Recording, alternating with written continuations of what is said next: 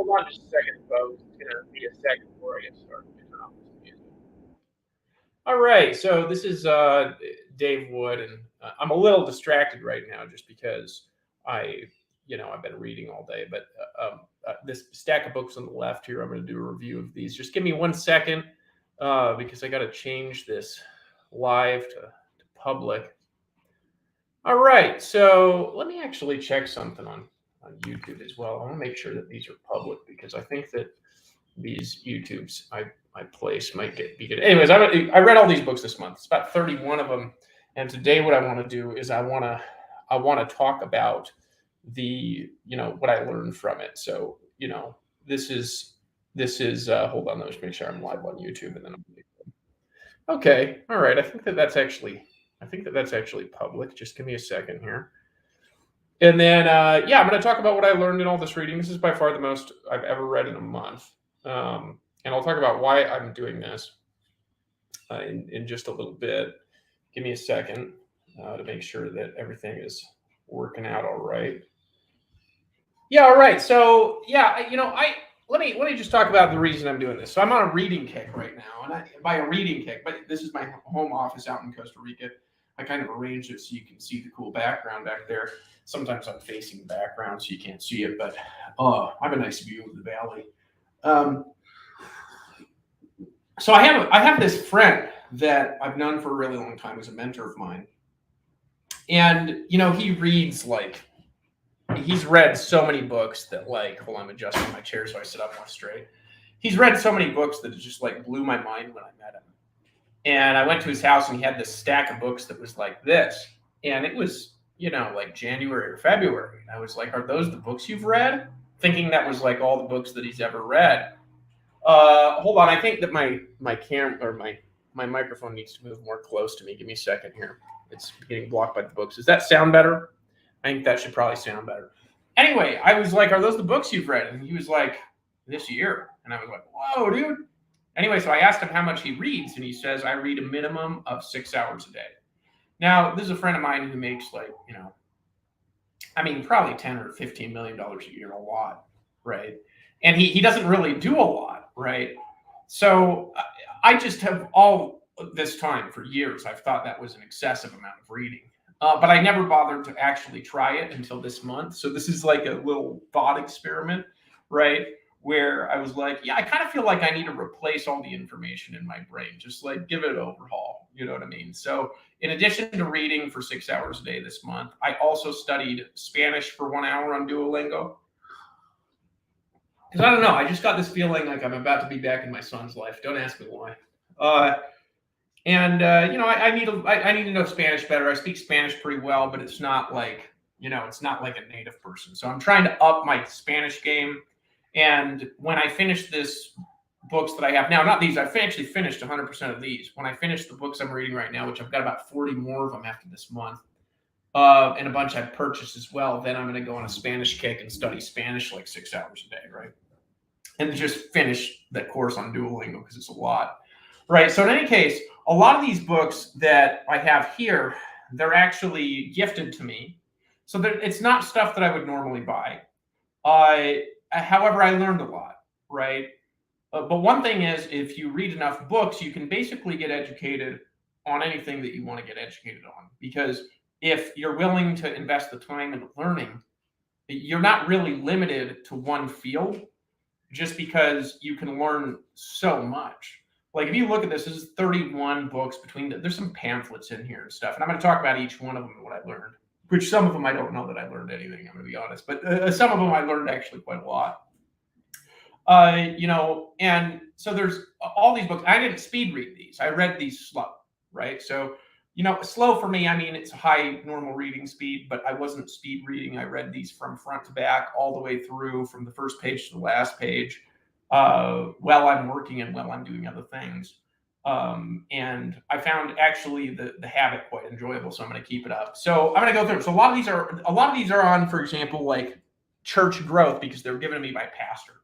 However, you can take those and apply a lot of that stuff that I learned from those books into normal stuff that a lot of my audience is interested in, network marketing and home business, because growing a church is very similar to growing a network marketing organization. Actually, I'd say that it's almost exactly the same.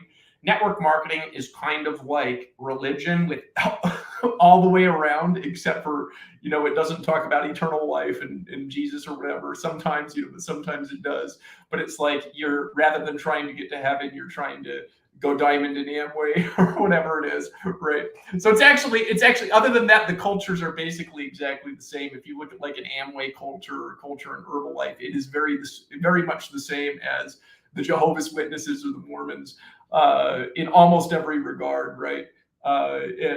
Except for that, I think the network marketing is actually a little bit better at growing faster, but more poor at keeping people together, and is probably more hype driven than religion. And so, in any case, I'm going to go through and start. So this book I read, this was not an easy book to read. So I on the front of these books, I wrote the date that I finished them. So this one I finished on the first day of May. So I actually had started reading this, at the end of April. So, but I finished it on the first day of May.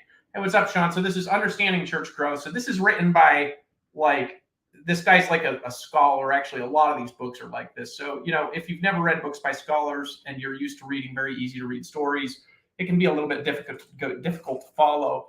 And this guy used a lot of language as well that's just not commonly used to describe the world. I actually don't even know where he came up with some of these words. And he's like, he made them up himself. Like he describes like Africa as Afro-Acacia and stuff like this. It was actually like, I was like, what's he talking about? I was trying to look up the definitions of the words and whatever. And anyway, I just eventually gave up and started reading it. But in any case, he talks about in this the growth of social structures and how to improve them and track them, and then gives like a ton of different examples. And something that I got from this that I think was extremely valuable, but it's something that you may have heard of before. Just one of the main learnings I got from this book is the importance of tracking and measuring everything that you want to improve, right? And particularly, you have in a lot of volunteer organizations where people they stay away from numbers tracking because they don't want to think about people as numbers. I think a lot of times people do this when they're building organizations as well. Like they don't look at the honest numbers in the organization. For example, they might have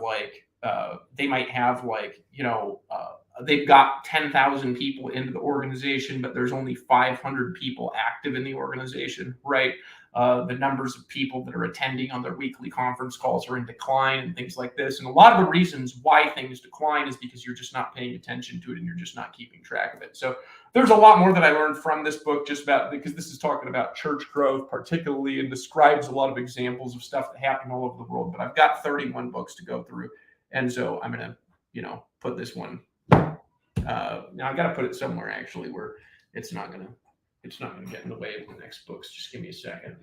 All right. So the next one. All right. This one was actually a lot more of an interesting book to read, right? So this is called The Sacred Romance, right? So that last book that I pointed out, the Understanding Church Growth book, I was bored to tears. I'm going to be honest with you. Like I was reading it and I was like, oh God, I cannot wait until this book is over, right? There's actually like 2 or 3 of these books like that that were quite heavy, right? And I was reading them and I was just like, I cannot wait until this book is over, until I can pick up and read something else. And actually the Understanding Church Growth book like that, it was extremely useful information, but I couldn't really recommend that to most people because I don't think they could stomach it. And the whole entire time I was reading it, I was like, oh God, I can't wait till this book is over. You know what I mean?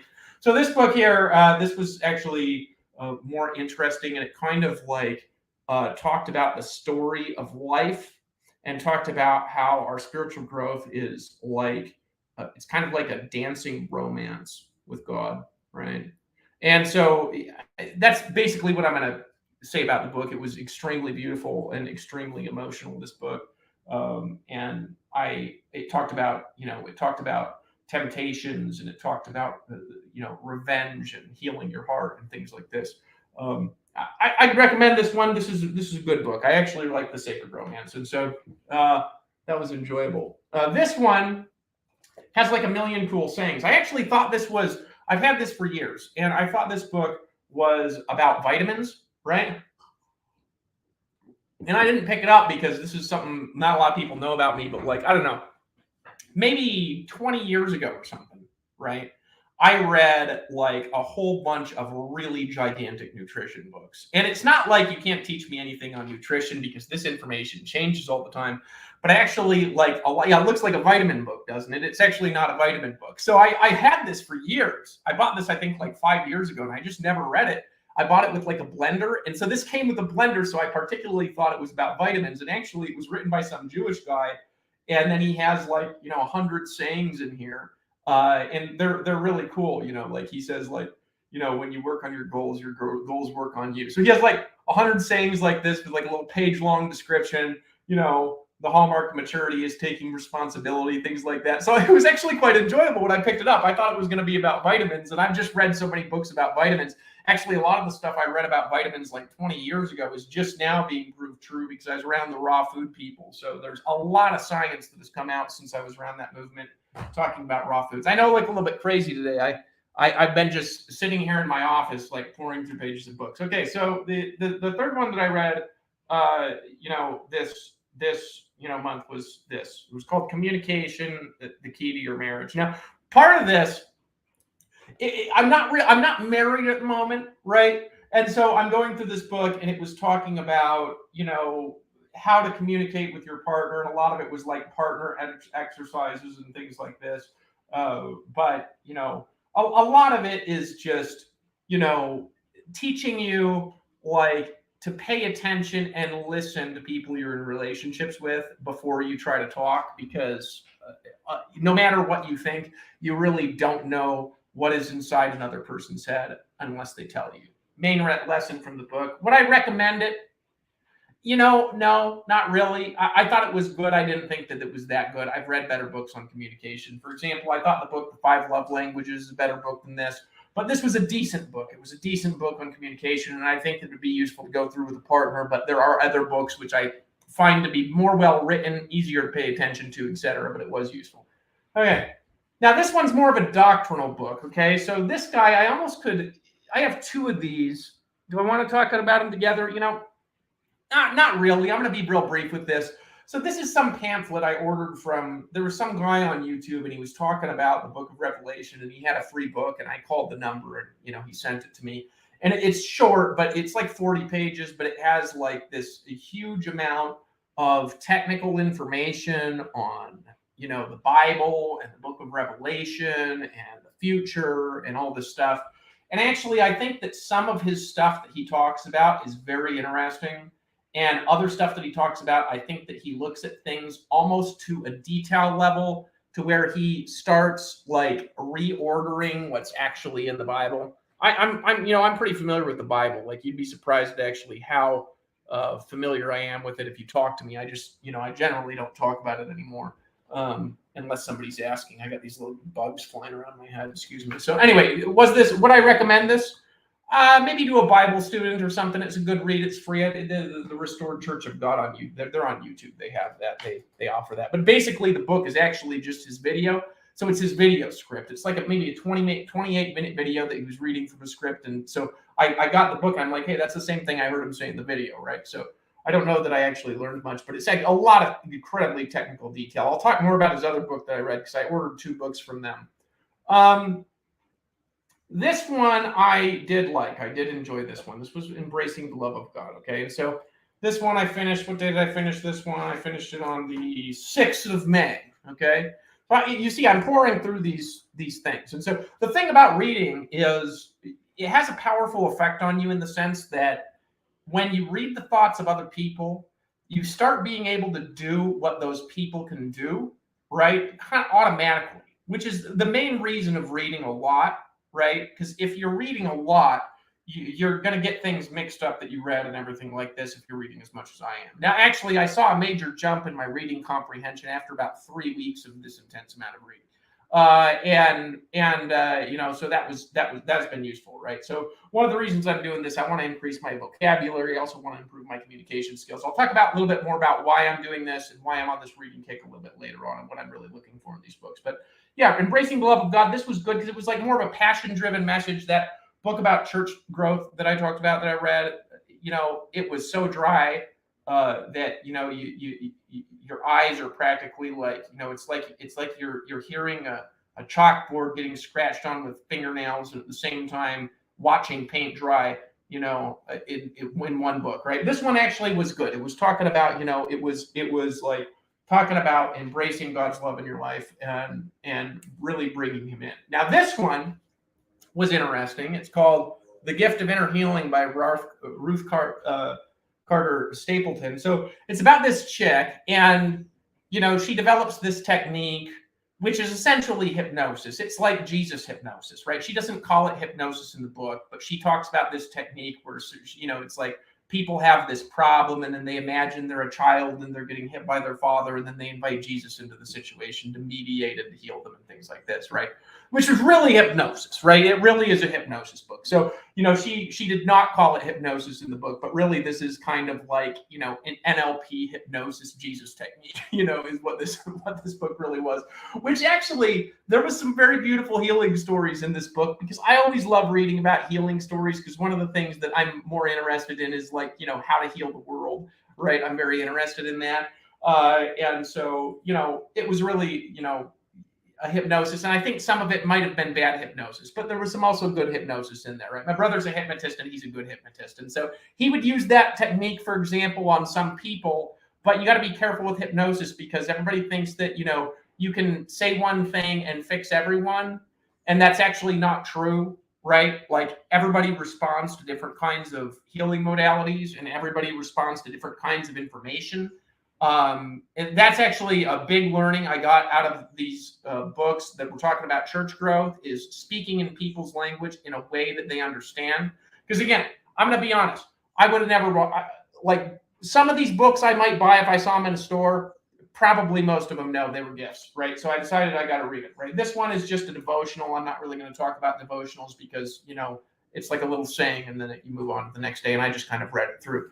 Now, this book, don't ever read this ever in your life. I'm just going to talk about it because I want to make, a specific note that if you ever are tempted to read this book, if you have a copy, if I wasn't holding this up to say don't ever read this, I would probably burn the book. It's that bad. It's horrible. It's an awful book. So I'll tell you why I read this book. You think this is funny. This is not a gift, right?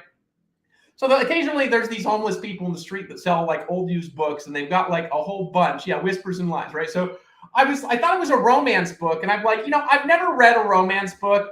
And one time I was married to this girl named Ashley, and she used to devour these romance books. And I was like, why are you reading that crap? So I was like, I want to know like what these are about. And I thought it was a romance book because it kind of like looked like one of those stupid romance novels, right? And so I picked it up, and first of all, it was boring. The person in the character in here, I think, only got laid one time, right? I was like, what kind of romance crap is this, right? And then, right, it turns into a murder story. So the main character, right, I'm going to ruin it for you because you should never read this book, right? It's building this character the entire time, and then they turn into this psychotic murderer and murder like a whole bunch of people. And then I'm like almost finished with it. I'm like, I don't want to read this crap, but I'm also done, so I complete. Don't ever read that book if you see it as the worst book I have ever read ever in my entire life. Okay, this book. This was a year with C.S. Lewis, which of course I finished in about 2 days. And it's basically like, a devotional thing where it has a bunch of quotes from C.S. Lewis. C.S. Lewis is a brilliant writer, and he's, a good Christian apologist and everything like this. Did I like it? I got a little bit of value from it, and I also found it extremely dry, right? I personally find this kind of writing extremely dry. But people like the doctrinal succinctness that C.S. Lewis has and everything like this. And he had a whole bunch of quotes in here from, some of his books, like the Screw Tape Letters, where he's got demons writing letters to each other, planning on how to take someone out. You know what I mean? For me, if I'm going to read something like this, generally, I would just prefer to read the New Testament or something like this. But it wasn't bad. Actually, what's interesting about C.S. Lewis? I'm also reading The Lord of the Rings right now, right? So that's a book. I was going to do this video later after I finished The Lord of the Rings, but there's just no way I'll finish The Lord of the Rings today.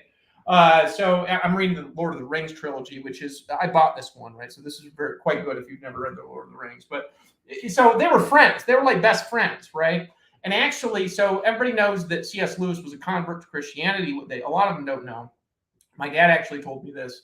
is that J.R.R. Tolkien, the author of The Lord of the Rings, was actually the one that brought C.S. Lewis to Christ, right? So that is little known fact. Highly recommended book. This is a good one. Saturate, right? Saturate. This actually wouldn't even be bad for like walking through with a group of people if they were in more of like, for example, a church type setting. So this was like the main message of this was the need of saturating every part of your mind and every part of your life and every part of your body and every cell with the love of God, right? It is the kind of the main message of the book, but he was a fantastic storyteller. The book had fantastic energy as well. This book here, it was useful, right? Would I read this again? I don't know that I would read it again, right? This is this guy's process. Alan Klatt, he's a pastor for, building groups. It kind of reminded me of, like a 12-step group or something where he has these groups of people that they listen to each other, they pray for each other, and then they care for each other. That's on his like 3-step process rather than 12 steps or whatever for helping each other, work through problems and build fellowship. I think a lot of times, we just need guidelines, not because we actually need the guidelines. It's like we need guidelines because we need an excuse to get together and to talk to each other and to do basic stuff, right? And that's an example of that where this should seem like obvious, but the truth is people don't really listen to each other. People don't really get together and pray together very often. And a lot of the things that we do as human beings don't demonstrate a lot of care for each other. So he basically has groups of people getting together and they listen to each other, they pray with each other, and they care about each other. That's his 3-step process, right? Now, this one's highly recommended. However, only for historical types because this was a very long book and very difficult to get through with certain parts of it. Some parts of it were extremely interesting, and some parts of it were just you die of boredom from the other parts. And it's like the size of like the Old Testament. It just is a hugely long book. But this details the biographical history of Christian missions, but it goes right from early Christian church fathers living at the time of Paul, all the way through where it says Arian Jaya, right, which is a place, right? So this talks about, it's got cannibal stories in here. It's got stories of missionary women that were in Africa and were raped on their missions. It's got the early, brutal stories in here in this book. There's just some gems of some stories where you read this and you're like, holy smoke, some bad things have happened to people, you know what I mean? And actually, it can be really useful hearing that stuff. You say, well, why would you want to hear horrible stories, right? There's actually a few horrible stories in these books that I read. There's a good reason. It's because if you read about really bad stuff that happened to people that they overcame, that's like way worse than anything that you've ever gone through, and then you're complaining about your situation, but compared to their situation, your situation is like so nothing, right? It inspires you. Like right at the beginning of this, there's 2. And actually, these were a couple of my favorite stories because I just never heard them. And their names were cool, so I remember them, right? Which there's this guy named Polycarp who was burned in a fire when he was like 70 years old. And then this lady named Perpetua, she was torn apart by wild animals in an arena in like Rome, right? Early Christian church members. And the bravery of these people is they're getting like burned in fire and torn apart by wild animals. And they're telling people to like never deny Christ, like right in the middle of it. You know what I mean? And then you read that. If you read that, I've got bugs flying around in here. I had the window open and a couple of them got in. It's this new kind of bug. I've never seen them before. So if it jumps in my eye or whatever and I get distracted, that's why. But in any case, it was very inspiring reading about that. But then it talked about things I had just never heard about before. For example, it talked about the development of the airplane, and when flying missions came into Christianity and people were developing systems to fly airplanes over jungles, and people that developed special technology to put in airplanes to make sure that airplanes for missions don't crash, that later got moved into commercial airliners, right? It made me think about things that I had never thought about before, like the importance of very strict mechanical checks on airplanes. It told some horrible stories about people crashing in airplanes in the middle of the jungle trying to take the gospel to a group of cannibals. It had some awful stories in here about Christian missionaries that tried to go into cannibal tribes and thought that the people were receiving them, but the people were really tricking them and then killed them and ate them, right? It really had the information about radio and how radio was instrumental in taking Christianity like into Russia, when Russia was in the middle of communist regime, right? And so people had radio stations on the other side that were built on giant towers, broadcasting signals, and it talked about radio systems and television systems and all sorts of stuff that I had just never heard about before. You know what I mean? So yeah, this was quite a good book. Very difficult to get through. It was like 500 pages. It was like the size of the Old Testament. Okay, so this one. This is not a gift. I actually bought this off the street because I wanted to understand feminists, right? Because I think feminists are a bunch of crazy coons. I'm going to be honest with you, right? And so, in any case, I'm walking along the street one day, and there's this homeless guy selling books, which occasionally they do in Costa Rica. And he had a book. It's called "Making Feminist Sense of International Politics." And after reading the book "Feminist International Politics," they still make no sense. I still think they're a bunch of crazy coons. But in any case, I also learned, reading this book. Actually, the book was quite good. So this lady didn't spend so much talking about crazy feminist politics as she did talking about. Again, it's called, Bananas, Beaches, and Bases, or Making Feminist Sense of International Politics. She actually just talked about, ignore the bug flying around, about women around the world and how they're contributing when nobody thinks they're contributing to international policy. So she uses examples here of she goes into tons of detail of just stuff that I just never would have thought about. Talking about how, prostitutes in Thailand and business travelers going to Thailand to sleep with prostitutes, and how the prostitute women are affecting international politics by influencing the men. And she talked about places where women are very oppressed in the world, particularly in sex trades and sex trafficking and things like this. A lot of it, I'm going to be honest, it was way more interesting than I thought that it would be. And so but this was like 1990 is the thing, because I bought this on the street. So this person would probably be like writing this book today with the way feminism is today. She'd probably be like a right-wing extremist. So it wasn't really that bad. I was expecting just to barf the whole book, and it really wasn't that bad. Okay, so this one talked about how early Christianity spread, okay? Which was, basically, this could be summed up like early Christianity basically spread from people talking to each other. That was basically the giant message of this book. He had these giant theological dissertations and breaking down Greek words and these books, right? Don't land on my face when I'm doing a live. I'm explaining to the bud, okay? But in any case, basically it explained how Christianity spread from people carrying a message from person to a person, and how sometimes stuff would happen, like, for example, the stories of Polycarp and Perpetua, which I told you about earlier, and then it would actually augment the spread of Christianity. And he had some good calls to actions in there for the modern church. Now, this one, fantastic, okay? This is a fantastic book. I highly recommend actually this book. It's called, it looks like Joni, but it's actually Johnny, okay? Now, this lady, Joni Erickson, she was paralyzed from the neck down in a diving accident, I think her senior year of high school, right? And it talks about just the ruthless struggle she had of depression, wanting to kill herself, but not being able to slit her own wrists, right? Like just begging people to kill her, like that are going to visit her, not being able to move, strapped into like a bed and having to have somebody like rotate her over and rotate her back, like having men coming into her life that she thinks are going to like be with her, but they can't handle her, the fact that she is, a cripple, and she thought that they could, and things like this. And then eventually she turns it all around. The beautiful thing, it's like that guy, I can't remember his name, with like no arms and no legs. That's very inspiring, right? It's like these people got to overcome such negativity that what happens in their life is they turn more positive than the rest of us.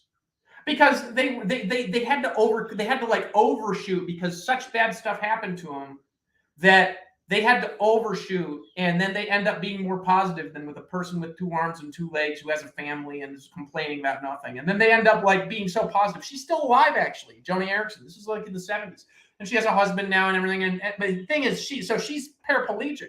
She learned to paint with her mouth, and look at these drawings she makes. And so her art is like world famous. Right. And she turned into like a motivational speaker, like encouraging youth to like believe in their dreams and everything like this. She like flies around the world. Very, very, very cool book. Now, probably, if not the highest recommended book from this month, The Hitchhiker's Guide to the Galaxy series. You know, one thing that I picked up from reading all these books, because again, I've read more books than this in my life, but I've never read this many books in a month. This is like a record for me, right? This is actually 6 books, right? So you got The Hitchhiker's Guide to the Galaxy, The Restaurant at the End of the Universe, Life, the Universe, and Everything, So Long and Thanks for All the Fish, Mostly Harmless, and then Young Zaphod Plays It Safe, right? Which is a short story, right? Now, the only person in this stack of books that is equal to storytelling as me is this guy, right? Really. I mean, you got Lord of the Rings too, but I'm not done with that yet. This bug keeps landing in my face. So there'll probably be more. I don't know. I had the window open earlier, and then a million bugs started coming, and I shut it, but then there's like 5 of them flying around, so just ignore that, right? So this, you got to read this if you love stories, right? Now, the thing is like, a lot of people, when they recommend reading, they tell people to read like true stuff, like nonfiction. But really, I think that fiction is just as valuable. I think it's just as valuable. I actually think that fiction probably builds your ability to relate to people more than nonfiction, because you're reading about people's lives, you develop empathy and things like this. Fiction is fantastic personal development, but also if you want, hey, what's up, Sifu Fernandez? Good to see you, right? Yeah. So the thing is The Hitchhiker's Guide to the Galaxy. I mean, I got to tell you how it starts because it's just so hilarious, right? Like normally in alien stories, right? You have like the aliens come to Earth, and then the humans are fighting the aliens, and they don't give up, and you have this like giant victory story, right? And The Hitchhiker's Guide to the Galaxy, this is the only author in this whole story that is good at telling stories as I am, right? So now I'm convinced I got to tell my story because I have such an interesting story, and I've discovered that it just needs to be heard because I'm so much better at telling stories than like all of these people, except for this guy. This guy is just so fantastic. So these aliens show up. There's this alien living on the Earth, and he's friends with this guy named Arthur, and they're at a bar, and he's like, Arthur, I'm from another world. We got to get out of here. The Earth is about to be destroyed by aliens, right? And he's like, yeah, whatever, dude. They're like drinking a beer, and then these spaceships appear, right? This is the very beginning, so I'm not reading the book. And then everybody hears like this loud booming voice that's like, hello. As you know from the plans that have been on Sagittarius A for the last 50 years, Earth is about to be destroyed to make way for a hyperspace bypass. Thank you very much. And then everyone's like, no. And then they like hit a button, a beam comes down to the Earth, and this main character sticks his thumb out, and he's got like this mechanical thing on his thumb that's like the Hitchhiker's the universe or whatever, and he gets teleported in a space beam into the ship, and the Earth is destroyed. It's just so fucking hilarious, man. Like, sorry, I'm reading all these like Christian books, and I just dropped the F-bomb. But in any case, right, you got it. This is a hilarious book. It really is a funny book, right? I really much better than the rest of this reading. Okay, Hitchhiker's Guide to the Galaxy, highly recommended. I would never read this again. It wasn't bad, but it's not my thing. It's this guy, and he has a bunch of poetry and whatever. I write poetry, and I think my poetry is better than this. Not to judge his poetry or anything, but it just wasn't my thing. You know what I mean? Like, if I'm going to listen to music, I like listening to music. If you like kind of like poetry and grace poems and stuff like that, and you want to read something other than the songs, maybe you'd enjoy this. I would have rather read the songs. Okay, this book I'll talk about a little bit. It was interesting because I know a lot about this, right? So this is again from that guy that I talked about earlier. So he was talking about how God's kingdom will come, which is very misunderstood in Christianity. And he points out a lot of things that are misunderstood about it. For example, a lot of Christians think that they over-spiritualize the kingdom of God. They call the church the kingdom of God. And it really is maybe a manifestation of God's kingdom, but it's really not God's kingdom. And he talks about in this book, because the kingdom of God is a government. It's not a little, come and do what you want type thing. It's a government. It's an actual government. And so he talks about this. And so in any case, one of the things he points out in this that people just don't realize in general is that the kingdom of God will manifest before the second coming of Christ. And it'll manifest from the tribe of Ephraim, not Judah. And this appears in the Old and the New Testaments. And then Christ comes later and things like this. But I actually would recommend this book because it's got a lot of stuff in here that people are not aware of. Like, one of the interesting things he pointed out in this book is he points out how, this is interesting, in the New Testament, Jesus uses the word hidden to describe the kingdom many times. It's like the kingdom of God is like something hidden in this or that. I butchered these scriptures because I'm not reading from it. And the word that he uses to say hidden in Greek is actually crypto.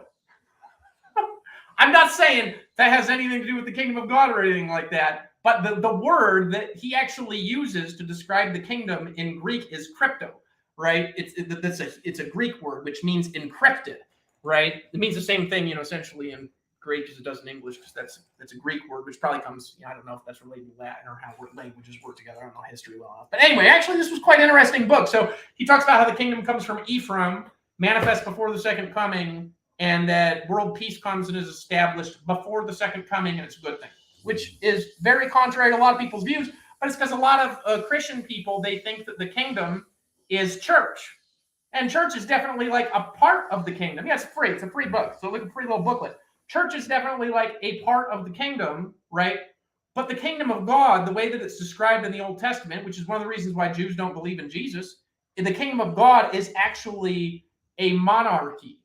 It's a ruling kingdom where there's monarchs, right? And it comes from Ephraim and later is transplanted into Jerusalem. And there's a whole lot of prophetic stuff to that, which I knew that, but he described it really well in the book. So that was something that, if you like studying prophecy, you'd enjoy that. I like that better than his Revelation book, to be honest. His Revelation book was not as good as that book.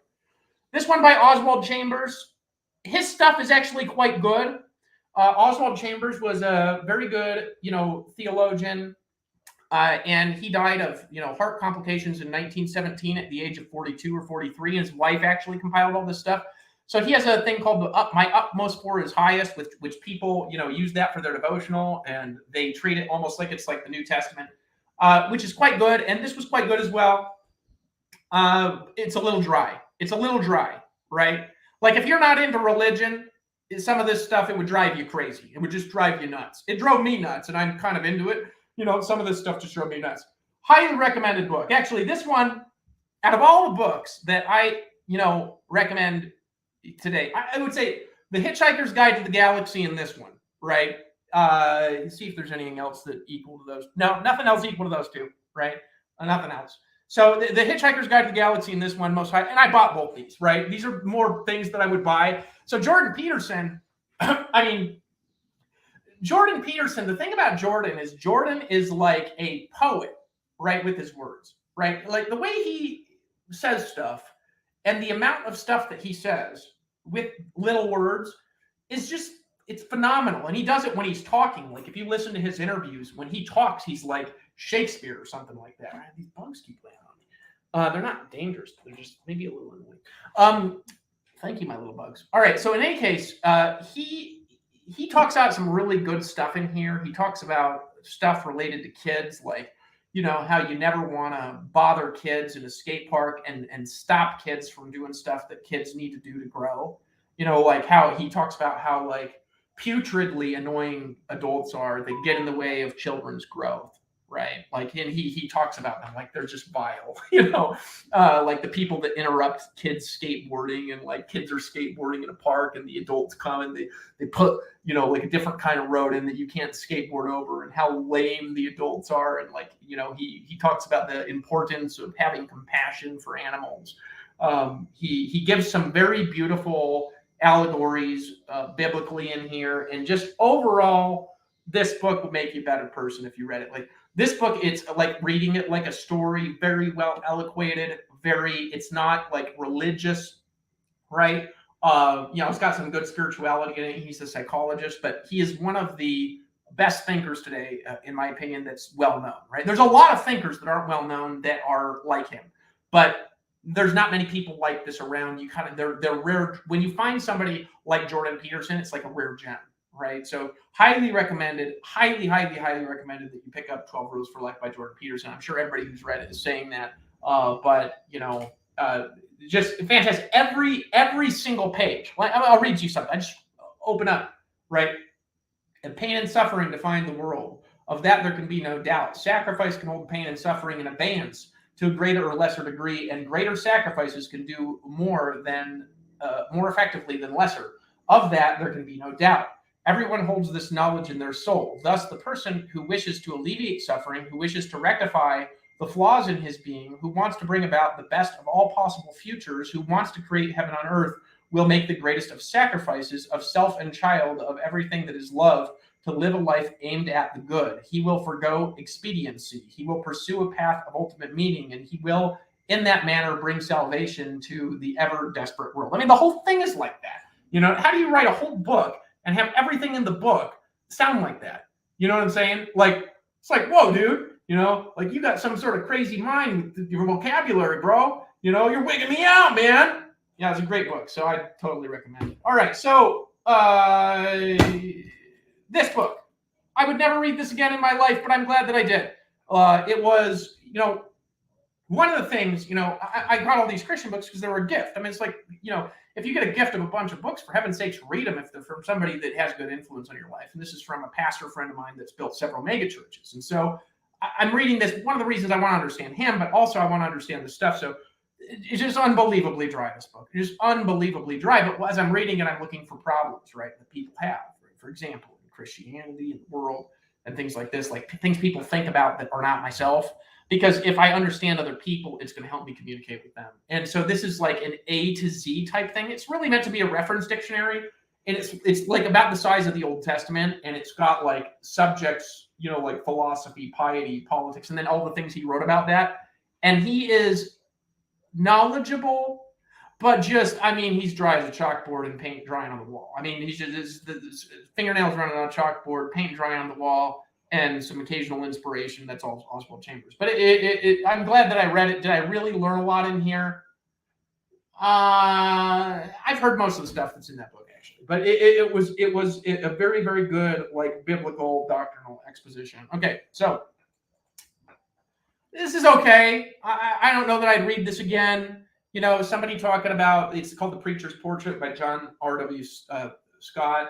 You know what I mean? He was talking about basically, what kind of things good preachers do and don't do. You know what I mean? Yeah. So was it useful? Yes. Would I ever read it again?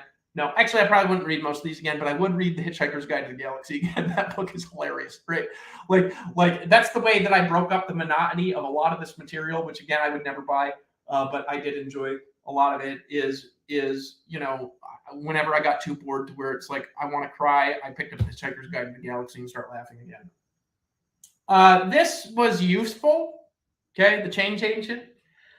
This was talking about what causes change personally and inside organizations, right? It was a little bit like difficult reading material in the sense that he uses very long sentences and things like this and complex language. I'm fine with it, but I don't know how many people would enjoy reading this, particularly today, because people are dumbed down so much from technology. They've gotten so stupid today. I mean, not you, obviously. You're watching this video of mine, and so you're obviously highly intelligent people. But in any case, you know what I'm talking about. Like, people are idiots today. This is why we got the woke bullshit going on. It's because the world is turning into morons, right? Every generation gets dumber than the last, right? So in any case, but not you. I mean, you're smart and beautiful. I don't know if I mentioned that to you. How fantastic you look just because you follow my stuff. Right? So in any case, the change changer. It's like how to be a change agent and get changes to actually get passed through organizations. And, he talks about structural stuff, like, for example, how to move through difficult hierarchies and things that are necessary to create change, and how change is really created from pressure, and how most of the time people don't change until they have to. All things that are, things that you kind of intuitively know, but it's useful to listen to the thoughts of another person, right? Sticky leaders. right? This actually was a very good book. I was surprised by how good this book was, right? I was surprised by it. It was quite good. This guy has a big mega church somewhere. I can't remember where his mega church is, but it was a very good, well put together leadership exposition about how to get things done and how to lead. And it talked about a lot of things. One of the things he talked about in here that was interesting is he talked about something that he used to think, for example, people that can be like agents of change in leadership organizations. He used to think like they could be built up to do that, and now he just found that's just not true. These people are just kind of born like this, right? And you just got to identify them. Like if you have an organization, there's a lot of different kinds of people that are valuable, but somebody that can create innovation and change through innovation, it's a particular kind of person. These people are just kind of like they're born to be able to do this, right? And so you need to learn to identify who's through in an organization. He talked about a lot of other useful things. It was a very well written book. I was surprised by how good this was because some of these books were so dry, and this book was actually quite good. Leading Your Church to Growth. I actually just read this whole thing today. So this, from start to finish, I read this. This took about 4.5 hours. It was, 250 pages or whatever. So this talked about different kinds of leaders. Which is interesting because I've been in a different world than this. This is not my world. I'm not a pastor. You know what I mean? So you might be reading this or like, Dave, are you planning on being a pastor? No, right? No, because I like pastors. I have a pastor where I go to church or whatever. But I think it's a very difficult job and very low paid compared to the kind of stuff that I can create. That I like spiritual movements, but just I specifically would not be a pastor because I just all the monotony of it would just drive me bad. So but this was quite good because a lot of the stuff that he talks about in here, I see the same thing in building organizations. Oh, night seafood, right? I see the same kind of thing in building organizations. Right, like if you build organizations of people, you see the same stuff, no matter what context the organization is. As he's talking about here, like he talks about different kinds of leaders and how they can build different kinds of things. Like there's kinds of leaders, for example, that kind of stay disconnected from everybody, and they have to be like that because if they get too involved and they disrupt and change the organization too much, they end up getting hurt. Right. But they create like big shocking changes and stuff like this inside organizations. I'm actually kind of like that, where I stay a little bit disconnected, but I stay disconnected so I can come in with thunder, right? And so it was interesting. So anyway, that was the ones I finished, and I'm about halfway through the Lord of the Rings. So altogether, this is 1, 2, 3, 4, 5, 6, 7, 8, 9, 10, 11, 12, 13, 14, 15, 16, 22, because this is 6 books. 23, 24, 25, 26, 27, 28, 29, 30, 31 is what I finished this month, right? So, I mean, overall, I've never read that many books ever in a month, it's a lot. You say, well, Dave, why are you doing that, right? I'm not going to stay on religious books. I haven't. And I want to know the information because it was a gift. So I figured like when I get a gift from the universe like that, right? Like it's like I get a gift of 80 books or something like that. And there's more that I've read. There's actually about 20 more that I've read out of this, but I read them before this month. A lot of them I read last month, and then maybe a few more the few months before that because I just haven't been taking them seriously. But it's like a gift, it's like God gives you a gift, the universe gives you a gift, something appears in your life and you don't use it. Then maybe what's the answers that you need to be able to do what you want to do is actually in that gift, right? And so you need to take advantage of that gift because maybe that gift has answers to the problems that you have, and you're not paying attention to it. So you stop being given gifts that are so valuable, right? So I want to make sure if there's a gift that shows up in my life of knowledge like that, free knowledge, because normally, all the books that I got, it probably cost about down here $2,500 probably for that many books. It's like a $2,500, block of knowledge, plus the time, of course, that it takes you to go through it. That's just free, right? And obviously, books are, free at the library, and I'm involved, obviously, all of my life. I've been involved in building organizations and teams. And everything that I read, 100% of it, even though some of it was more useful or less useful than other stuff in, what I read, like some of this stuff was, really probably only useful if I was preaching or something, like some of it, because it's like it's doctrinal expositions, and I care very little about being right on doctrine. That's not how I talk anyway, right? So I probably would just use very little of it. And I'm so familiar with a lot of it because I kind of grew up around that. You know what I mean? I grew up in a family that was very, very religious. And so I'm very familiar with a lot of this stuff, right? Part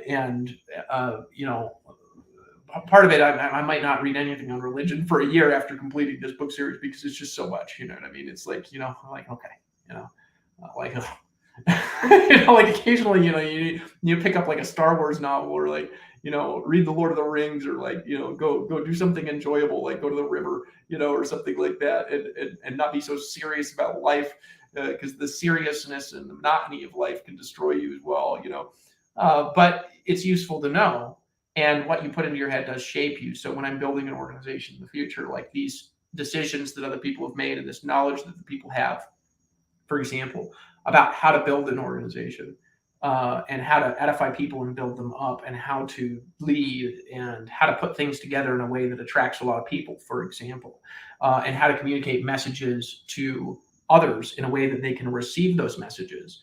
All of that stuff, which is actually, if you think about it like this, okay? Let's say you're selling anything in life. Vacuums, vitamins, pills, personal development, network marketing. You're selling network marketing is essentially part of it is selling products, and then the rest of it is selling a dream, right? It's selling, right? What is the most difficult thing to sell in the entire world? Religion. It is so difficult to sell. So if you're reading about how people are growing things in a world that is just unbelievably the most difficult thing to do that there is, it's useful to know because you transpose those skills into something that's more easy, and all of a sudden everything that you do is going to work better, and also you learn how to communicate and your vocabulary expands as well. If your vocabulary expands, your observational capacity expands, because a lot of the reasons we don't notice things in our life is because we don't have a word for what we're seeing. One of the examples that they brought up a long time ago in an old NLP training that I went through was talking about how the Eskimos, we see snow. We speak English, which is a Latin language that comes from, England, now the United Kingdom, right? English has like basically one word for snow. We might have a couple of descriptions, like we might modify that, right? Word, like the verb or something, like, so it's fluffy snow or it's wet snow. But in the Eskimo languages, they have a different word for many kinds of snow. So it's like they have like 10 or 20 words or something for snow, right? So because they have 10 or 20 words for snow, they have 10 or 20 experiences of snow. Because we have one word for snow, we have one experience of snow, right? So a lot of times the difference in being able to even notice something that's there is having the vocabulary to be able to see that it's there, right? So vocabulary severely inhibits the intelligence from making correct observations, in all people, right? Because we don't describe everything. We don't have the vocabulary for everything.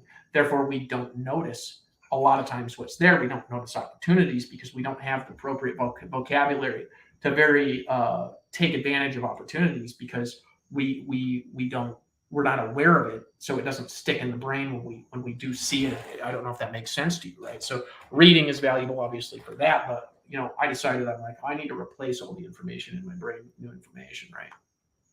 To prepare for bigger things. And so I'm on a reading kick. So I'll probably read, 300 books this year, something like that. This is a lot. I mean, this is, a lot of reading, but I do have the time to do it. I won't always have time like this to read this much and work and everything like this, but I have the time, so I'm going to do it. So I'm going to keep up the habit of probably about 6 hours a day of reading, at least for now.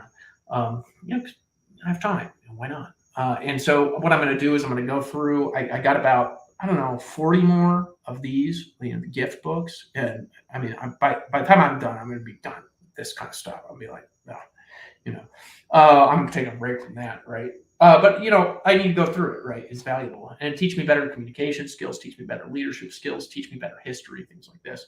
And then I'm going to go and I'm going to read I'm going to finish the Spanish, because I want my Spanish to be business fluent. So I got to finish the Duolingo course, which I've been doing about an hour a day all year, and I already spoke Spanish. but I have a lot of mess ups in it. Actually, my Spanish, you'd be surprised. If you speak Spanish, talking to me, you'd be surprised my Spanish is quite good. It's better than you think. But it's not like, I couldn't do like an Amway presentation in Spanish like I could do it in English, So that's a problem for me because I live in a Spanish-speaking country. My son, I don't know. I just got a feeling I'm gonna be able to see my son more soon. I hope. And I love my son a lot, son Gabriel. So, I want to be able to speak to my son, as good as a local person, right? So I need to level up my Spanish. So anyway, I'm going to finish the Spanish course, and then I have some reading material in Spanish I'm going to go through, and that'll take me about a month. And then I'll know, 5,000, 10,000 words in Spanish or whatever. And then I'm going to read the World Book Encyclopedia, right? And the reason is because that'll take me probably 6 months to a year. The World Book Encyclopedia is the only really, it's well put together English encyclopedia that is still updated for current year. So I get a current year version, and so that'll take me probably 6 months to read because it's just like 4 pounds a book. They're huge. So we have them up in Alaska, but I'm not going to get the old one. I'm going to read a new one. So in any case, that's just general knowledge, because I want to be able to communicate with people based on.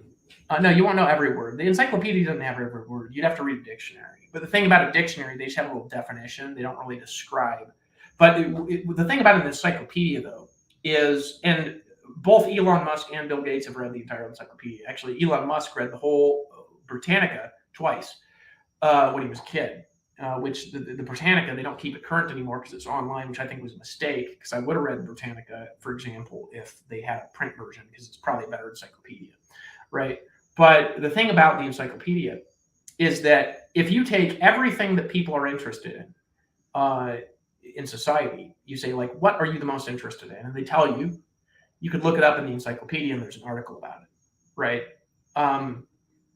If you understand at least a little bit about everything that people are interested in, it makes it a lot easier to communicate with exponentially bigger groups of people, right? Because you're never going to be like lost, for example. Now, there's very few of you that would ever, probably nobody watching this video would ever actually do something like that, because it would just take you forever to do. But I get on these kicks and I'll do it. You know what I mean? So the reason is because I want to be able to understand what's out there. It'll also help me put together better businesses because I'll better understand the world, right?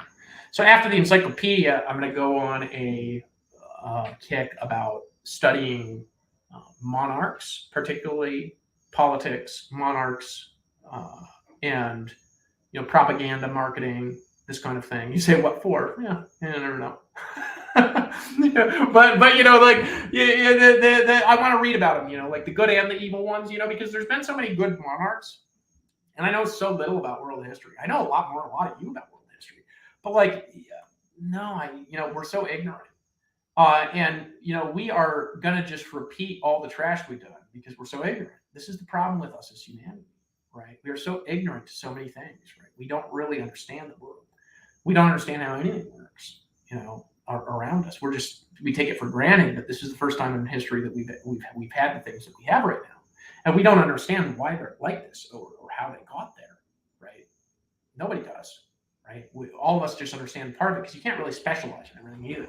But then I'm going to go on this trip about marketing, politics, monarchs, and I'm going to read about the good and evil monarchs because, so let me give you an example, right? This is something Jordan Peterson points out as well. But take something like, for example, Joseph Stalin or Hitler, right? Which are two of the most evil people that have ever popped up in history, right? And this is both in the last 100 years, right? And actually, people will argue about who's worse between Stalin. We always hear about Hitler because, of course, the Holocaust and everything like this. But there's people that argue, actually, my dad says this, that Stalin was way worse, right? Which I know very little about Stalin, for example. But if we look at world history, like how did something so atrocious as the Holocaust happen, right? Like, how did that happen? How in the world did we let that happen, right? Why is the world falling apart, right? Like, why can no one fix America? Nobody can fix America. America is doomed, if we're honest about it. And I'm not talking about this. I don't want to be a doom and gloom person. right? Maybe there's a way to turn it around. I thought actually there was a time when I was very ignorantly thought that I could turn it around. I'm just not ready. I would, no, right? Particularly not right now, right? But you take like for example something like America, where the debt is compounding at a rate where in the next 15 years the all of the tax revenue of the United States is not even be able to make interest payments. They just increased the debt ceiling by like $4.2 trillion more. And you say, well, like, why did that? How did we let that happen? Do you even know? Do you even know how that's happening? Like, why is that happening? Right? Like, how can we fix that? Do you even know how like why that happens and like how we can fix that? I don't. Right? So like, I want to understand, and the reason is because I think in the future there will be a time when I'm very influential, right? Way more than before, but when I'm ready, right? Because I'm not ready. That's why I'm not, right? So, there's a point in time where I was the most influential person I'd ever met, right? Which was one of the problems, I had so much influence over so many people, and I wasn't ready for that much influence, right? Because there's too many areas that I was ignorant in my life, and maybe some flaws in my character that I need to resolve. But the reality is that if you take the world and you look at it and say, wait, like, how do we fix this mess we're in? Right? The answers are in the books. The answers are in the books, right? And we can fix the mess we're in.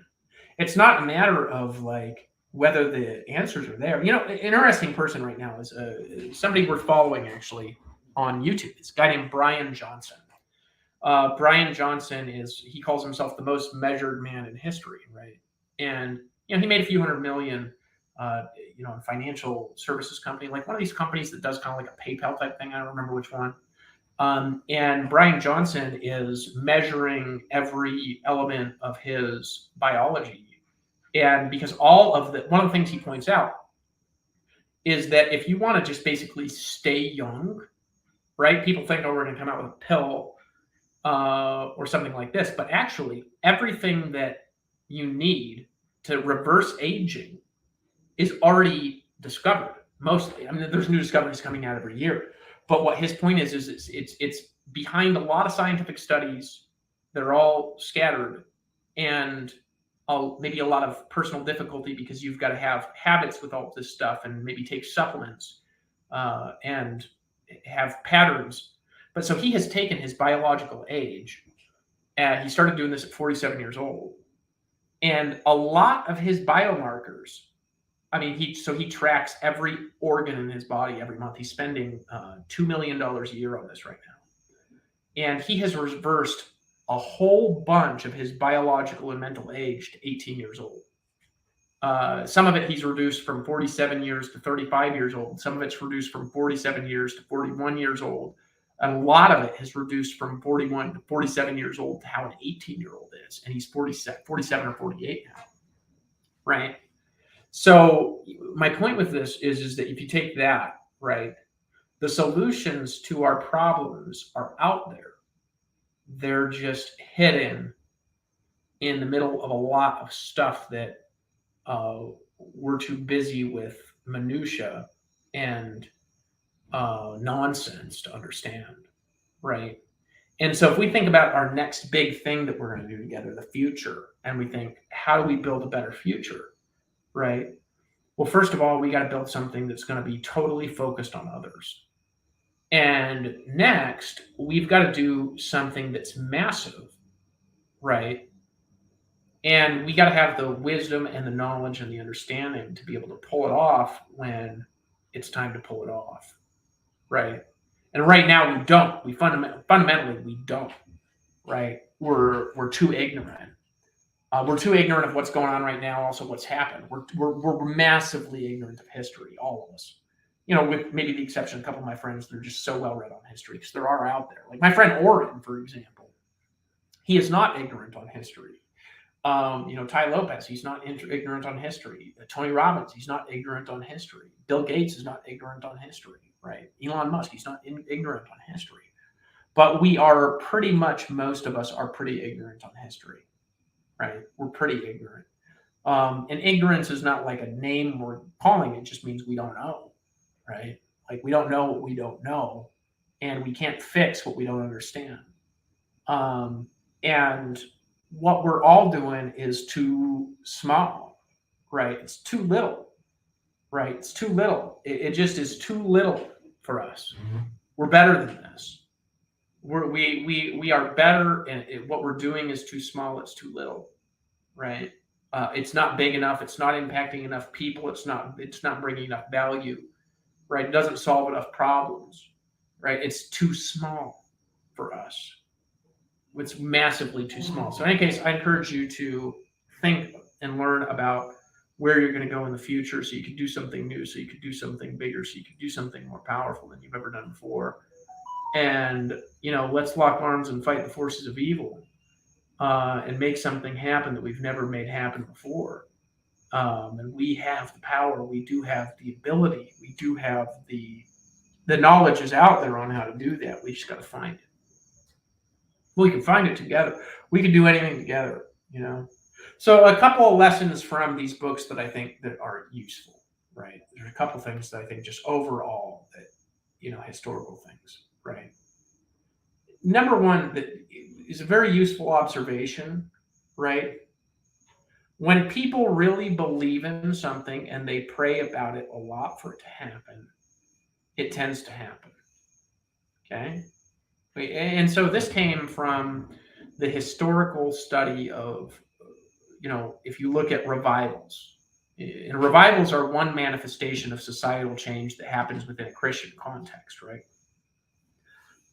Where revivals, they sweep an area, right? And they really do. There's it's just kind of like there's an outpouring of change that begins happening, and it just will fill an area. And all the time this happens in Christian history, and also in other religions, this kind of thing happens as well. But what the common denominator in that is that when that happens, it's because a group of people are getting together very regularly for maybe a long time, and they're praying for that to happen together. And then it happens.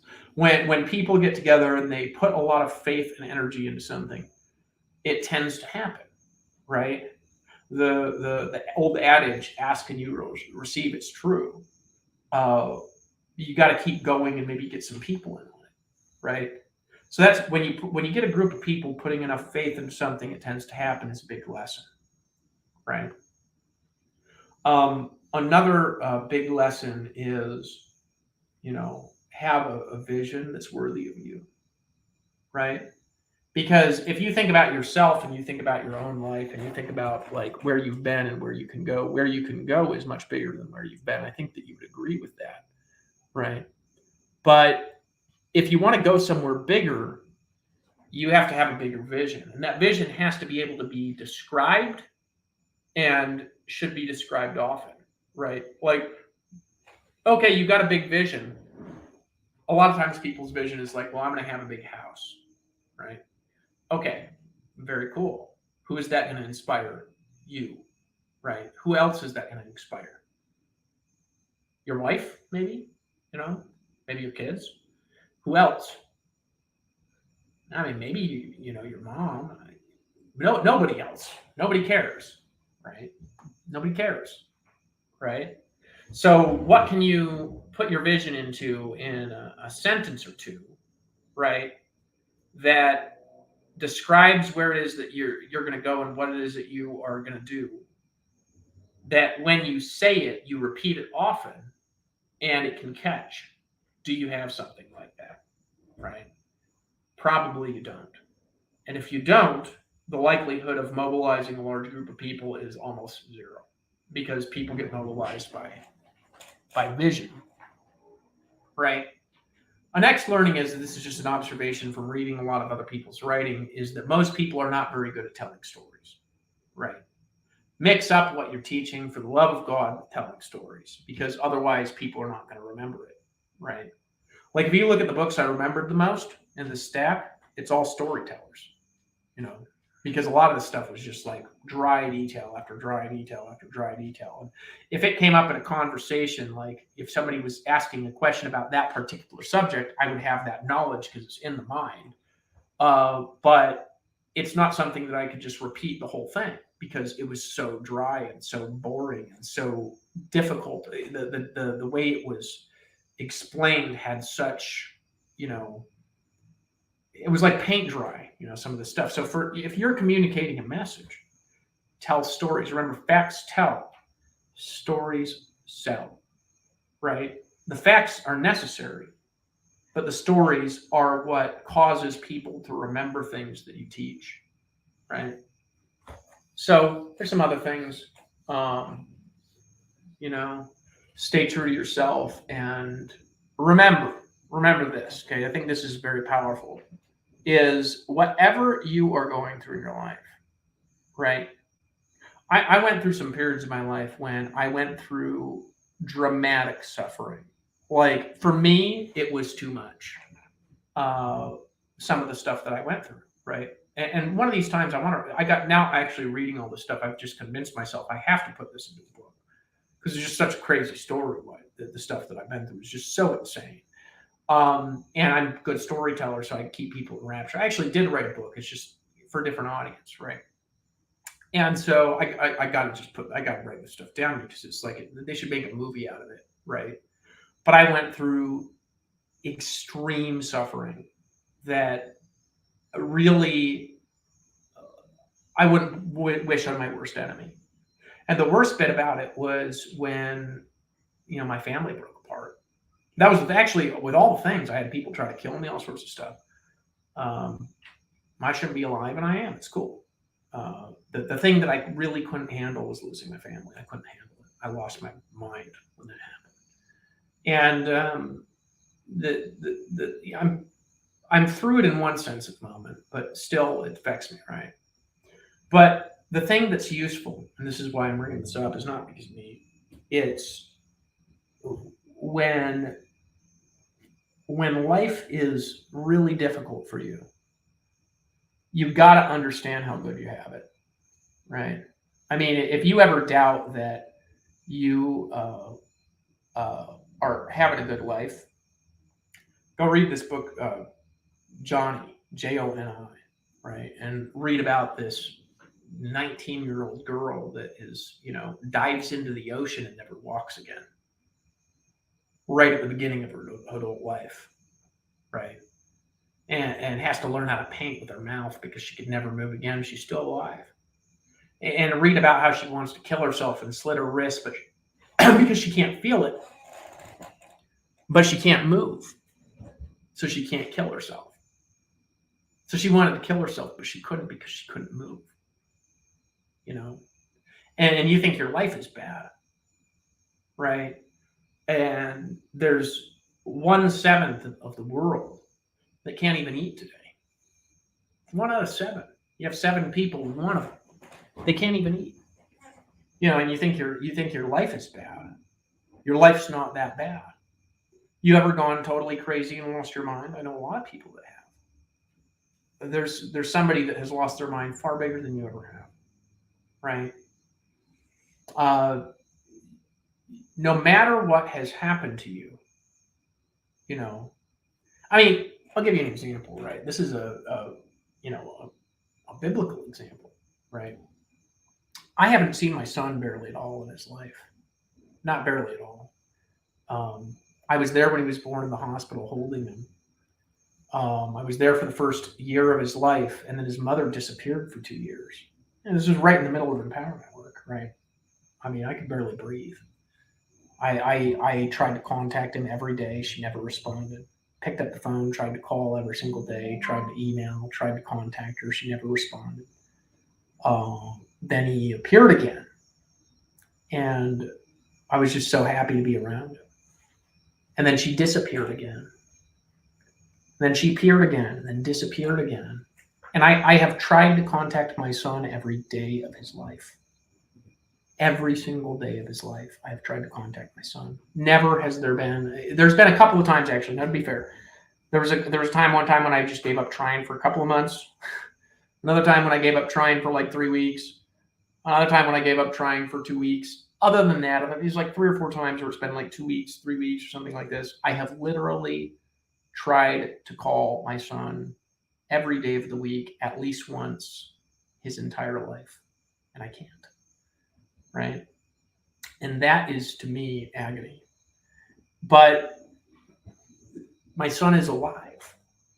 You know, he's doing well in school. I know this.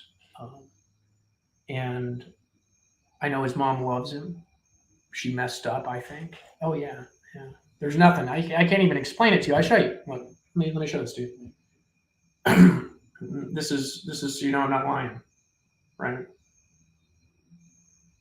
This is me trying to call his mom and her not picking up at least once a day. Hold on.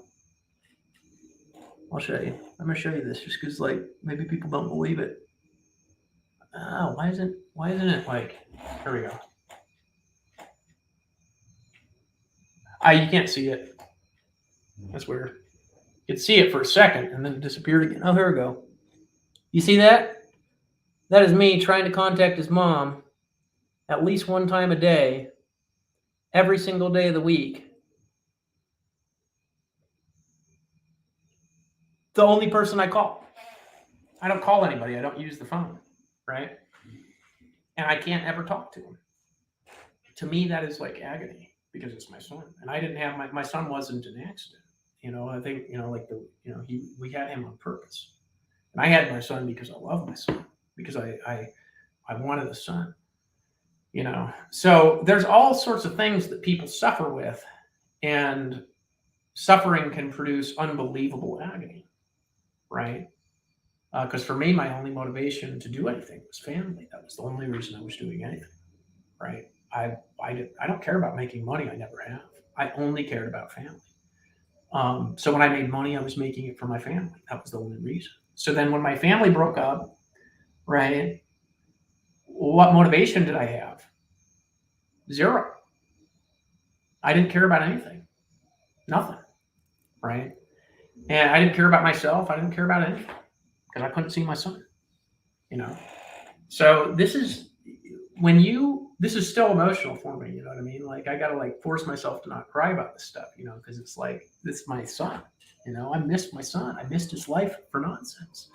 I want to see my son every day of his life, and I just, no matter what I do, I can't see him. I got a feeling like this will resolve. I don't ask me why, I just do. But when you read about people, there's people that have lost their son or their daughter or their children, and they're dead. They died in a car accident. They died in a war. There's people in Syria today that a building blew up and fell on their kid. There's people in Russia that are getting mowed down in the Ukraine. There's people that just had their wife or their husband just die today in the war between Ukraine and Russia, right? There was kids thrown into concentration camps that Jewish parents lost their kids in the Holocaust, right? And their kids were tortured alive right in front of them, right? There's kids that are starving all over the world. My kid at least has food. You know, I help with that. You know, he has a place to stay, right? No matter what you have been through, comparatively speaking, no matter what I have been through, yes, it may be agony to me, agony to you, suffering to me, suffering to you, suffering to them. Comparatively speaking, there is always something much worse, and we need to be thankful for what we have, right? Because if you're alive, if you're still breathing, if you still have a cause and a purpose in your life, you should be thankful, right? See, for me, I built a lot, I lost a lot, I've suffered a lot, I've had a lot of pleasure in my life, right? Had some amazing things happen, amazing suffering happen, right? You know, I've lost it for a while. I've done all sorts of stuff in my life that I've experienced things in my life that are totally unique to anybody that I've ever ran into. I've never ran into anybody that has quite experienced the things that I've experienced. Some of the times now, I don't even want to tell the story because some of the stuff that I've experienced is just not relatable to people. A lot of it is. Suffering is relatable, pain is relatable, etc. Right? But Some of it isn't, so I kind of keep it to myself or whatever, right? But the reality is that no matter what you've been through, it is not the worst that could happen to you. You're okay. You're going to be okay. Your life is going to be okay. You can turn it around. You can come out of the darkness that you've been in. You can turn around the paths that have gone south. You can make a change, go back north. Right? If you've had and lost, you could be restored and multiplied. It's fine. Right? Your past is not equal to your future. Remember that. Studying the past is useful because studying the past allows you to see what happened and how it got here, and also things that are possible for others. You know, and then you read about somebody again. Go back to the story with like Joni Erickson, right? Spelled Joni. You know, she jumped in the ocean, smashed her head, broke her neck, can't walk again, and then you see her turn that around without any ability to use her hands or legs. She learns to paint with her mouth and then becomes a famous painter. You know, now she speaks all over the world. She's still alive. You know, she speaks in churches and stuff like that. I just only know she's alive because Pastor Steve told me, because he tried to get her in his church Summit. He built Summit in Nevada. It's a big mega church in Nevada. He built that and then passed it on to other pastors and left. And, you know, building a church in Costa Rica. Right. But he tried to get her out. And I was like, I didn't know she was still alive. That was like in the 70s, right? But here she's been in a wheelchair her whole life from one mistake. And she was able to turn that around, and she's more positive and has a better attitude than you, and you've got your hands and legs. There's a kid in Africa starving who can't eat today, who has a better attitude and loves life and is more thankful for life than you, and he can't eat and hasn't been able to for days. You know? So think about life in terms of the fact that what you have is a real blessing. And you're going to understand what you have the power to do is great. Right? You know, it's a shame that more people aren't watching today's video. I actually thought that I'd get more viewers on this, but, you know, you never know. Keep yourself immersed in the world of learning because it can really turn things around for you. Learning can turn things around for you in general. It just can. In a lot of ways, because every time you absorb someone else's knowledge, you gain the ability to do what they can do just a little bit. Maybe just a little bit. They can do it a lot, for example. Maybe you read that person's life knowledge, all their best learnings, and you don't really remember a lot of it. A lot of it's kind of lost in the unconscious, but it's still there. It's still integrated because you thought their thinking at least one time. Maybe you don't remember, just like you don't remember a majority of your own thinking, right? But it's somewhere back there and it'll pop out in the right circumstance. So what'll happen is you'll be in a situation 5 years from now, 10 years from now.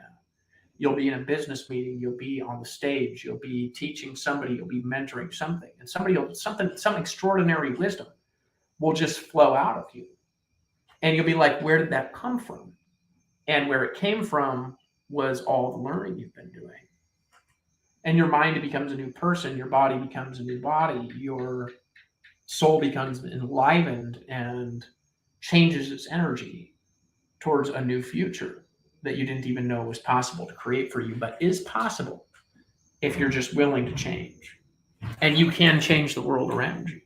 Unfortunately, the world probably is not going to be ready for major change until they go through deep suffering. This is an unfortunate fact of the world, right? You know, when is the world going to go through major change, and when is humanity going to turn things around? When they go through incredible suffering is the answer, right? A lot of times we can't get ourselves to do it before then.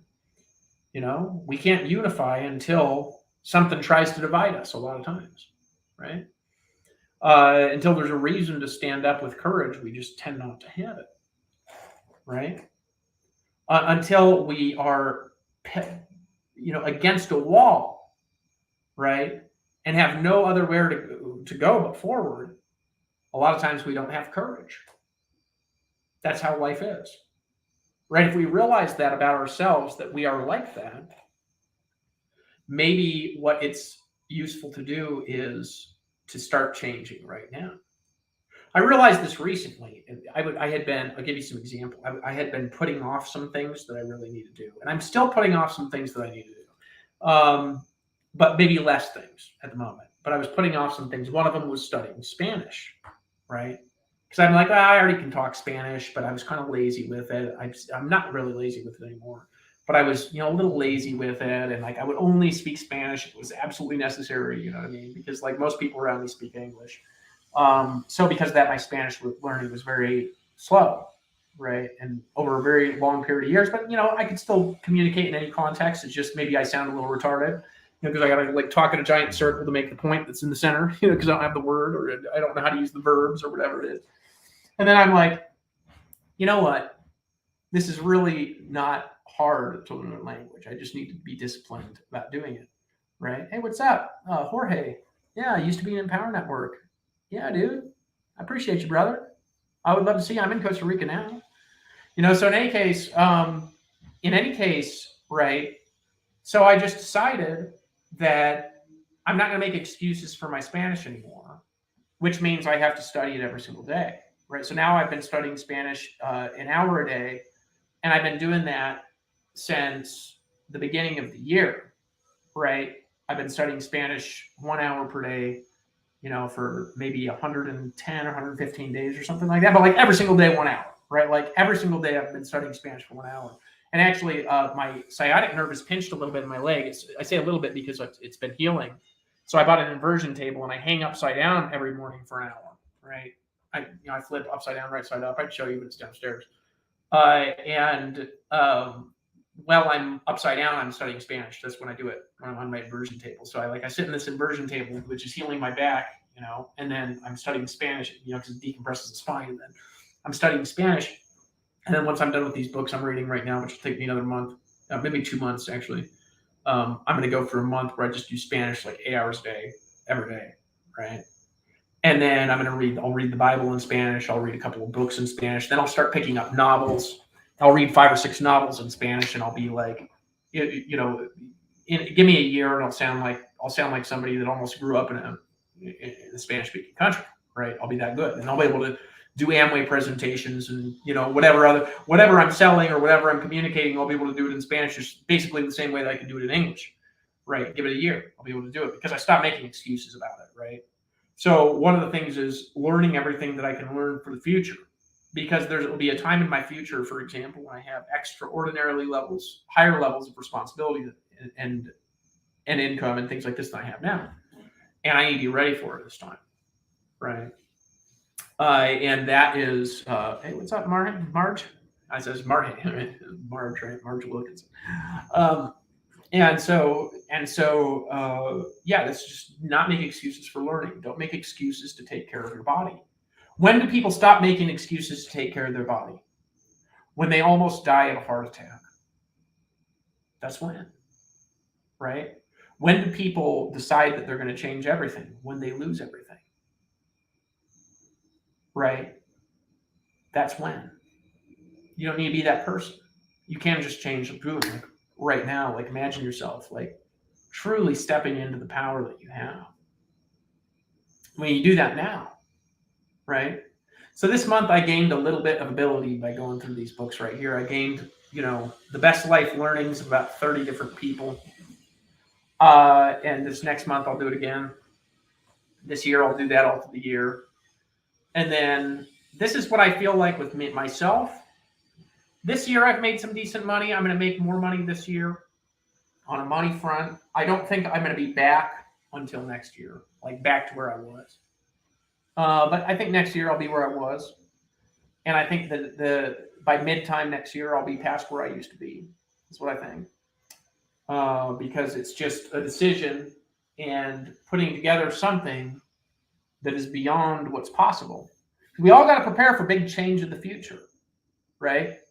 Yeah, all right, hit me up in June, Jorge, right? Cuando regresa. Habla conmigo. Nos vemos. So the thing is that when my Spanish is better than that. My Spanish is pretty good, right? It's pretty good. Like people compliment me on it all the time because like it's pretty fly for a white guy, right? But it's not really that great, like it's not good enough. I couldn't write a book in Spanish or something like that. And it takes me a lot of work to put together if I want to put together a poem in Spanish for a beautiful girl that I meet or something like that, it's a little bit more work than it is in English. It takes me some time. So in any case, that's my project, Spanish, and then it's learning the structure of how do we really understand and fix things that we've broken. Because my generation, your generation, we have to fix the problems that our parents and their parents and their parents and their parents created, which right now, I'm telling you, is a gigantic freaking mess, right? But we have the power to create something better. And the knowledge on how to fix it is there right in front of us, It's in the libraries. It's not really as much on TikTok, or on Facebook. It's in the libraries. The life work of the people that have dedicated their lives to the subjects that you are struggling with. One of the things I decided just very recently is I was like, you know what? I really want to have like a real loving relationship in my life that is mutual and healthy. I've always wanted that. And I thought I'd be able to have that with the mother of my son because I loved her so much. So I'm just going to go I'll devour 50 books on it. Maybe in a couple of months when I get around to it. Probably 50. I'll read them in Spanish once my Spanish is there. Probably what I'll do. The solutions to what you need. And what was powerful about this? This is the reason I brought this up for an illustration. Okay, this is just 31 books. Okay, this took me a month, right? Half of the population, once they graduate from either high school or college, whichever they finish, right? When they're done with school, half of the population, 50%, will never read a book again for the rest of their life. The average, or something like, I think it's the average that people read after that, is something like 4 books a year, maybe. Top 1% maybe reads about a book every week or two, right? I just read, if you take the top 1% of people in high school, when they're still in school, their senior year, the top 1% of students will read this much books in a 12-month period. And then after that, half of them don't ever read again. And I just did that in 1 month, right? In 2 more months, I will have read new books, right? Think about this. More books than most people will read in their entire life. Because most people won't finish 100 books in their whole life. Most people. I'm talking at least half the population. They say, oh, I've read this, I've read that. Now they've read like 20 books in their life, right? I'll have done that, and give me 2 more months. I'll have essentially replaced an entire lifetime of learning new subjects for probably half the population, right? If I read 300 books in a year, the top 1% in their entire life might read 500 books. That's top 1% over a period of like 40 years, 50 years, right? So think about how rapidly you can gain knowledge that other people don't have if you're willing to dedicate yourself and focus. That's what today's message is all about. I got somebody messaging me. Hold on. So I'm going to go. Very good talking to everybody. Thank you for coming on. If you got value from this, feel free to share it, right? And more than anything, pick up knowledge, books, works, right, that are, get inside the minds of people that know more than you everywhere. Just do it, right? It's not expensive. Recently I have a very close friend, somebody very close to me, I won't tell you who it is, who is thinking about, and they might do it, they're thinking about investing 50 grand into coaching. And I told them, I was like, coaching is really valuable if you got a person who really knows what they're doing. But most of the time that people pay 50 grand for coaching, they end up hanging out with some person for once a week for a year. Really don't know that much. I was like, what are you trying to learn? And he's like, trying to learn a specific kind of real estate. And I was like, have you even checked how many books are on that subject? Right? Have you even checked? He's like, no. And I went on Amazon and I found like 50. I'm like, dude, these people you're talking to that you're gonna pay 50 grand to, man. I mean, they don't even know the content of 10 of these books. Some of them won't even know the content of one, right? Because they're gonna have like a team doing this. Just why don't you read the books and then pay for the coaching, right? You need coaching. Coaching is valuable. Don't get me wrong, and high-end coaching is valuable when you get it from the right people, right? But don't be an idiot, you know. Don't be an idiot, right? Dedicate yourself towards learning, and you'll be everybody else's coach. You know, you'll be everybody else's, right? People come to me because they want to learn how to build big companies like I did, and a lot of time I'm not even interested in bothering with it. You know, because I'm like, yeah, I want to focus on something bigger. I don't want to bog myself down with this stuff, right? But I help the people that I help. You know, they'll pay me a lot of money for that because I know stuff that people don't know, right? A lot of it I learned from reading. A lot of it, though, is just unique knowledge, right? I'll put it down in a book sometime, though. The message is get inside people's minds who know stuff that you don't know, because the solutions to your problems, they are out there, and it's cheap to free, right? And then that'll stay with you for the rest of your life. You'll find yourself in situations being able to automatically handle things that everyone around you struggles with and nobody has a solutions to, but you just know how to do it. You know what to do because the knowledge is there. Your self-confidence will increase. You'll increase. Your soul will increase. So anyway, I'll probably do this once a month. I'll give like a little reading report, just, you know, keep progress on it. I probably won't talk about this for the rest of the month. So this is my monthly you know, what's reading report. And then, you know, most of the stuff I'm going to, you know, by myself, you know, stuff that I'll choose. But right now I'm in this, you know, because my pastor, he gave me this stuff, and, you know, he's a great pastor. He built several mega churches, not just one. Actually, he built the church like 20, 30 years ago over in Chile. They've got like 20 churches out there now. It's still going, still healthy. He goes down there and they treat him like he's the Pope. You know, and he just, you know, he just passed it on to other leadership when he was ready to move on, and went to build a major church up in Nevada in English. So, you know, if he's going to give me a book, I'm going to read it, right? You know, because that makes sense. He knows what he's doing, and I don't in that area like him, because it's a unique world, right? So valuable. Get the knowledge of others and take it and cross-textually apply it and make yourself better and brighter, and your life will get better. I promise you that. All right. We'll talk to you soon. Bye-bye. Share this with people.